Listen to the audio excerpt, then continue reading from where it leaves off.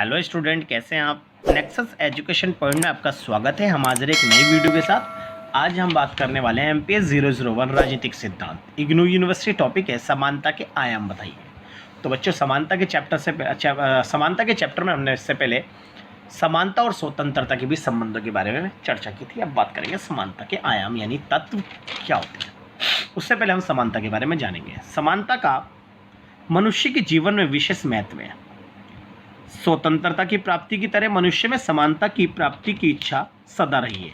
समानता की प्राप्ति के लिए मनुष्य को बहुत संघर्ष करना पड़ा। अमेरिका की स्वाधीनता की घोषणा में कहा गया है, सब मनुष्य स्वतंत्र व समान बनाए गए हैं।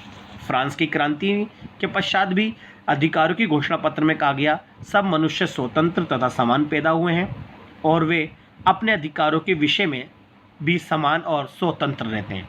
भारतवर्ष के संविधान में मौलिक अधिकारों के अध्ययन में समानता का अधिकार लिखा गया है। साधारण शब्दों में समानता का अर्थ लिया जाता है कि सभी व्यक्ति समान हैं और सभी को समान वेतन मिलना चाहिए। इस मत के समर्थकों का मानना है कि प्रकृति ने सभी को मनुष्यों को समान बनाया है और प्रकृति की इच्छा है कि यानी वे समान रहे। इस विचार का समर्थन अमेरिका की स्वतंत्रता की घोषणा और फ्रांस की स्वतंत्रता ने भी किया। सामान्यतः समानता का अर्थ यह है कि सभी व्यक्तियों को समान अधिकार प्राप्त होने चाहिए ताकि प्रत्येक व्यक्ति अपनी योग्यता के आधार पर अपना विकास कर सके और इसके लिए विशेष अधिकार की समाप्ति होनी चाहिए, अर्थात सभी को उन्नति के समान अवसर मिलने चाहिए। तो इस आधार पर बोला गया, प्रकृति ने मनुष्य की असमानताएं उत्पन्न की है परंतु सभी मनुष्य में मौलिक समानताएं होती हैं। समानता का अर्थ है मनुष्य की मौलिक समानताएं समाज की असमानताओं से नष्ट नहीं होनी चाहिए। समाज में पाई जाने वाली असमानताओं को दूर करके सभी को उन्नति के समान अवसर मिलने चाहिए।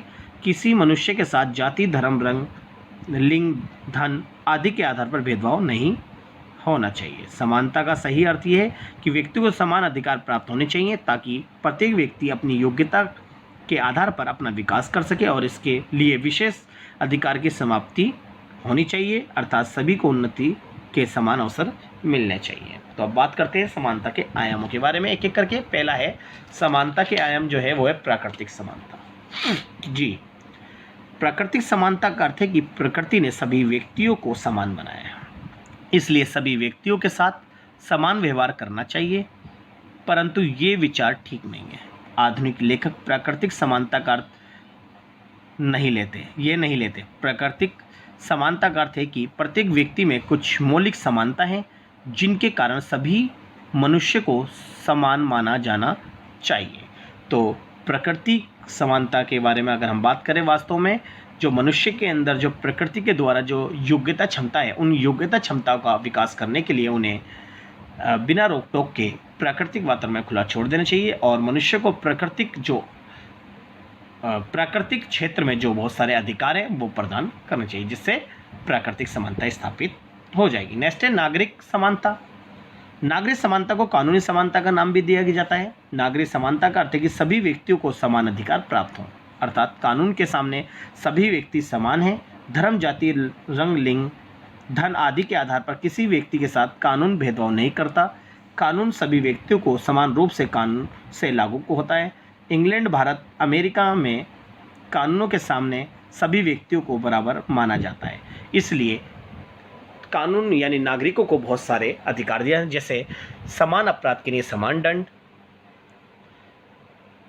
और 24 घंटे के अंदर न्यायालय के समक्ष प्रस्तुत करना, अपना मनपसंद वकील करने का अधिकार और अपने विरुद्ध गवाही देने के विरुद्ध, कहते नहीं है कि किसी को अपने विरुद्ध गवाही देने के लिए बाध्य करते हैं, इस सब का विरोध किया गया है।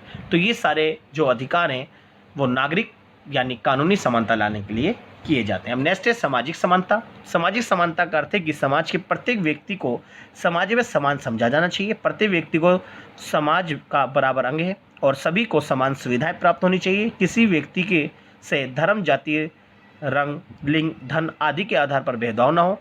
भारत में जाति पाति के आधार पर भेदभाव किया जाता था।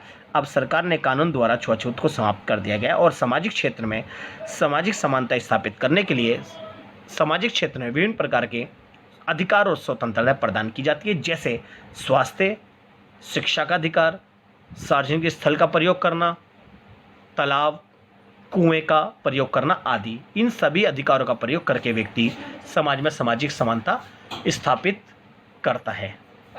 नेक्स्ट, राजनीतिक समानता। राजनीतिक समानता का अर्थ है कि नागरिकों को राजनीतिक अधिकार समान मिलना चाहिए। वोट का अधिकार, चुने जाने का अधिकार, प्रार्थना पत्र देने का अधिकार तथा सरकारी पद प्राप्त करने का अधिकार सभी नागरिकों को धर्म, जाति, रंग, लिंग तथा धन के आधार पर भेदभाव किए बिना समान रूप से प्राप्त होने चाहिए। वोट के अधिकार तथा चुने जाने के लिए सरकार कुछ योग्यताएं निश्चित कर सकती है, पर ये योग्यताएं धर्म, जाति, रंग, लिंग तथा धन पर आधारित नहीं होनी चाहिए और राजनीतिक क्षेत्र में विभिन्न प्रकार के इसके अतिरिक्त अधिकार मिलने चाहिए। और देश के नागरिकों को बिना किसी भेदभाव राजनीतिक क्षेत्र में विभिन्न अधिकार मिलने चाहिए, जैसे वोट देने का अधिकार, चुनाव लड़ने का अधिकार, मनपसंद राजनीतिक दल बनाने का अधिकार, सरकार की आलोचना करने का अधिकार आदि। ये सभी अधिकार राजनीतिक समानता को बढ़ावा देने वाले कारक होते हैं। नेक्स्ट है आर्थिक समानता। तो आर्थिक समानता उस समानता जब समाज में रहने वाले प्रत्येक व्यक्ति के साथ किसी प्रकार का कोई भेदभाव नहीं किया जाता और सभी व्यक्तियों को बिना किसी भेदभाव के आर्थिक क्षेत्र में विभिन्न प्रकार के स्वतंत्रता अधिकार प्रदान किए जाते हैं, जैसे कि मन पसंद कार्य करने का अधिकार, समान कार्य के लिए समान वेतन, सरकारी प्रतियोगिता में बैठने का अधिकार, सरकारी नौकरी प्राप्त करने का अधिकार आदि। ये सभी अधिकारों का प्रयोग करके व्यक्ति समाज में आर्थिक समानता स्थापित करता है। समाज में आर्थिक असमानता कम से कम होनी चाहिए और प्रत्येक व्यक्ति को अपनी मौलिक आवश्यकताओं की पूर्ति के लिए वेतन मिलना चाहिए, अर्थात व्यक्ति की रोटी, कपड़ा और मकान की आवश्यकताएं पूर्ण होनी चाहिए। प्रत्येक राज्य का परम कर्तव्य है कि वे अपने नागरिकों की मौलिक आवश्यकताओं की पूर्ति करें, उनके जीवन स्तर को ऊंचा करने के लिए अनेक कार्य करें, जिससे आर्थिक समानता को बढ़ावा मिले। नेक्स्ट है शैक्षिक समानता।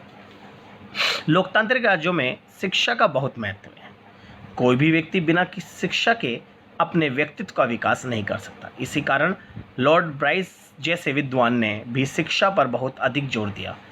व्यक्ति राज्य के प्रति अपनी वफादारियों को तभी पूरा कर पाएगा जब वह शिक्षित होगा। शिक्षित व्यक्ति ही देश की राजनीतिक गतिविधियों में ठीक ढंग से भाग ले सकता है। इसी को हम शैक्षिक समानता कहते हैं। तो ये हमने समानता के आयाम के बारे में बात करी। इसके अलावा धार्मिक समानता, सांस्कृतिक समानता, पूर्ण समानता और लैंगिक समानता जैसी भी समानताएं इसके आयामों में आती हैं। तो अगर आपको हमारी वीडियो अच्छी लगी है तो हमारे चैनल को सब्सक्राइब करें, लाइक, कमेंट, शेयर करना ना भूलें।